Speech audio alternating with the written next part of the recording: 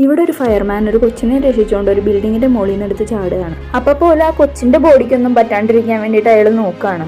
അയാൾ വിചാരിച്ച പോലെ തന്നെ കൊച്ചിനെ സേഫ് ആയിട്ട് താഴെ എത്തിക്കുകയാണ്. അപ്പോഴേക്കും ആ കൊച്ചിന്റെ പാരന്റ്സ് അവരുടെ അടുത്തേക്ക് ഓടി വരാണ്. ഇയാളും ആ പാരന്റ്സിനോട് കൊച്ചിന്റെ പേരെന്താന്ന് ചോദിക്കാണ്. പക്ഷെ അവര് മൈൻഡ് ചെയ്യാണ്ട് പോവാണ്.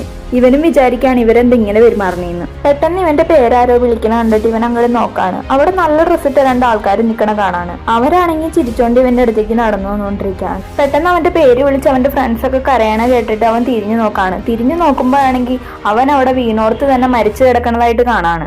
അപ്പൊ ആ രണ്ടാൾക്കാരാണെങ്കിൽ അവന്റെ അടുത്ത് വന്നിട്ട് പറയാണ് അവൻ ഓൾറെഡി മരിച്ചുപോയി എന്ന്. 422 വർഷങ്ങൾ കഴിഞ്ഞിട്ടാണ് ഇങ്ങനെ ഒരു നല്ല ആത്മാവിനെ കാണുന്നത്. സ്വർഗത്തിന്റെ വാതിൽ ഇവന് വേണ്ടിയിട്ടാണ് തുറന്നേണതെന്നൊക്കെ. ഇവിടെ ഒരു 7 ടെസ്റ്റ് പാസ്സായി കഴിഞ്ഞാൽ അവന് പുതിയ ജന്മം വരെ കിട്ടുമെന്ന്.